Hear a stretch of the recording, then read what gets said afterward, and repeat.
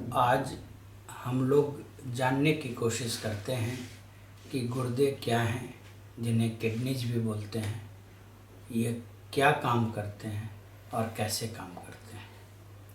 हर इंसान में पीठ के पास एक जोड़ी गुर्दे होते हैं, एक बाईं तरफ एक दाईं तरफ, और इस गुर्दे को इंग्लिश में किडनी कहते हैं और इसका मुख्य काम है पेशाब को बनाना। ये गुर्दे की फोटोग्राफ है, उसका कट सेक्शन है। इसे जो आउटर लेयर है उसे कॉर्टेक्स कहते हैं और जो इनर लेयर है उसे मेडुला कहते हैं।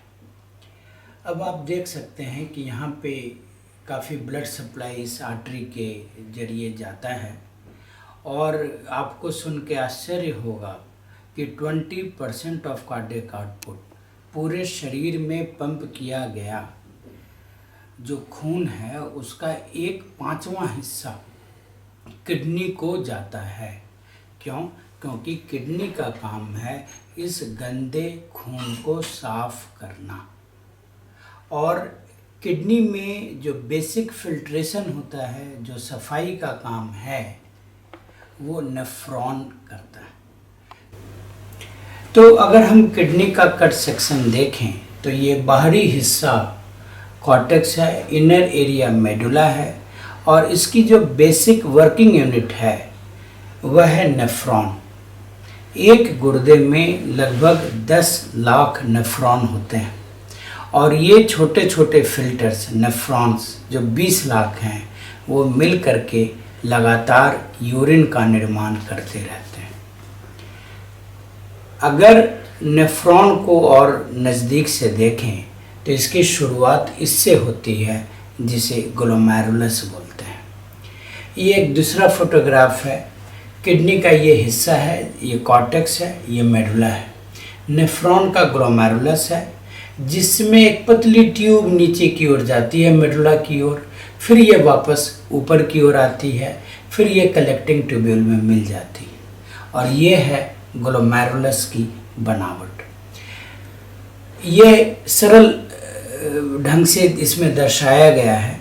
यहाँ ग्लोमेरुलस है जहाँ एक तरफ तो खून की नाड़ियाँ हैं जिससे इनिशियल यूरिन छन के बनता है, और वह इनिशियल यूरिन जिसे ग्लोमेरुलर फिल्ट्रेट कहते हैं वह इस ट्यूब के माध्यम से फाइनली कलेक्टिंग डक्ट में जाता है।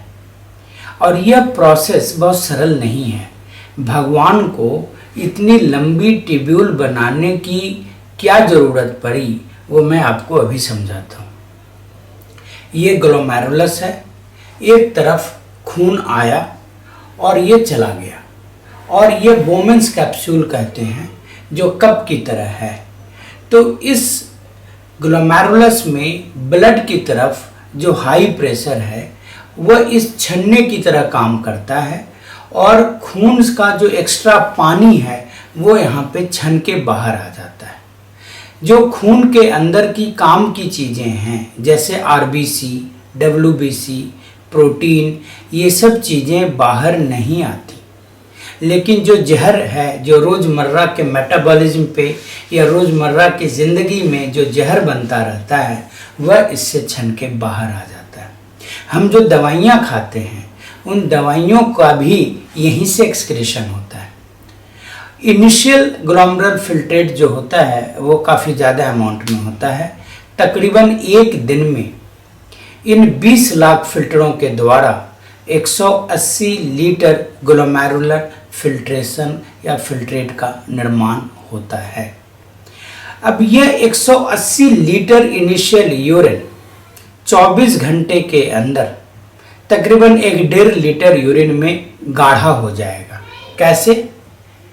जब यह इनिशियल यूरिन इस ट्यूब्यूल की ओर से जाता है तो जो चीज़ें जो नहीं निकलनी चाहिए और निकल चुकी हैं जैसे कि ग्लूकोज, जैसे कि अमीनो एसिड, वह वापस खून में आ जाती हैं, और कुछ चीज़ें जो अभी और निकलना चाहिए और नहीं निकली हैं वह इन नाड़ियों से वापस ट्यूब्यूल में आ जाती हैं।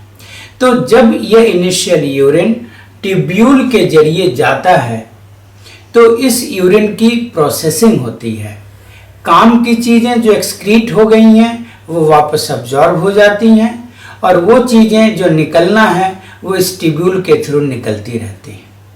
इन सारे ट्यूब्यूल्स में ये अलग अलग टाइप के फिल्टर्स होते हैं जो मैक्रो लेवल पे उतना ही नमक, उतना ही सॉल्वेंट निकालते हैं, उतना ही चीज़ों का आदान प्रदान करते हैं जितना हमारे शरीर के लिए ज़रूरी है।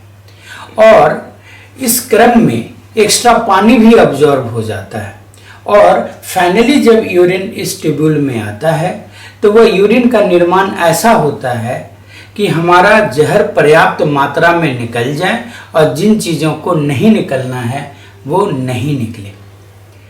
अब यहाँ पे मैं एक चीज़ याद दिलाना चाहूँगा कि देखिए हमारा खान पान कितना भिन्न है। कितने लोग हैं जो फलाहार करते हैं, कितने लोग हैं जो एक दिन में 5-6 लीटर पानी पी जाते हैं, कितने लोग हैं जो एक दिन में सिर्फ आधा लीटर पानी पीते हैं, कितने लोग हैं जो प्रोटीन ज़्यादा खाते हैं। तो अगर गौर से देखें तो हमारे खान पान के भिन्नता के बावजूद अगर हमारा शरीर का सही कंपोजिशन रखा जा रहा है तो वह किडनी के द्वारा रखा जा रहा है, क्योंकि एक्स्ट्रा चीज़ों को, जहरीली चीज़ों को किडनी निकालती रहती है और जो चीज़ नहीं निकलना चाहिए उसे किडनी कंजर्व करती रहती है। जब यूरिन लगातार बनता है तो इस ट्यूब के माध्यम से वो नीचे आता रहता है। इस ट्यूब को यूरेटर बोलते हैं और यह है यूरिनरी ब्लैडर। यहाँ पे यूरिन इकट्ठा होता रहता है।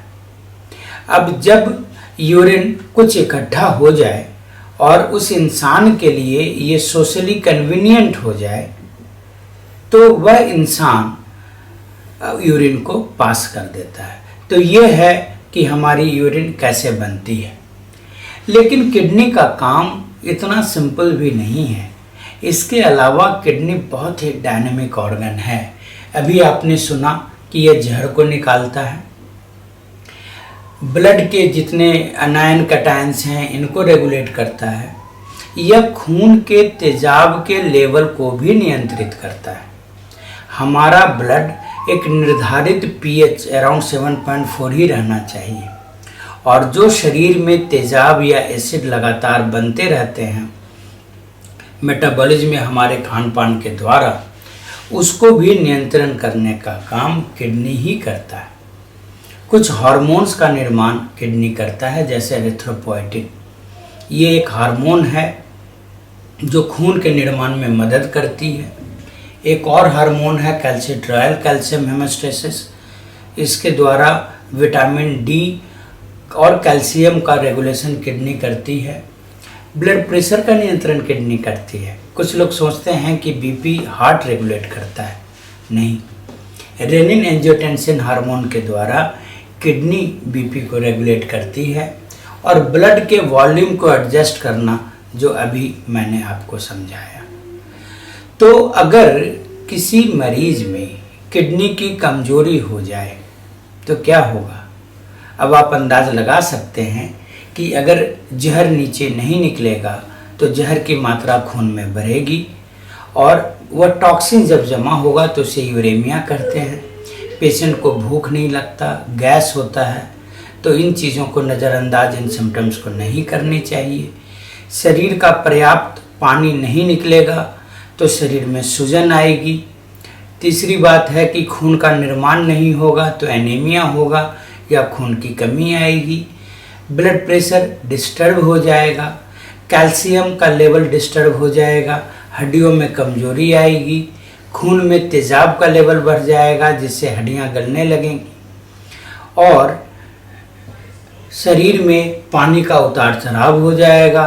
तो ओवरऑल पूरे शरीर पे गलत प्रभाव पड़ेगा। ये सब लक्षण अगर आप कभी किसी नियर एंड डियर में देखते हैं तो आपको तुरंत शक करना चाहिए कि कहीं किडनी की बीमारी तो नहीं है। और अगर उन बीमारियों को सही समय पे पकड़ लिया गया तो शायद उनका ट्रीटमेंट भी संभव हो। तो ये थी बहुत ब्रीफली हमारे किडनी के बारे में। उम्मीद है यह आपको पसंद आया हो। धन्यवाद।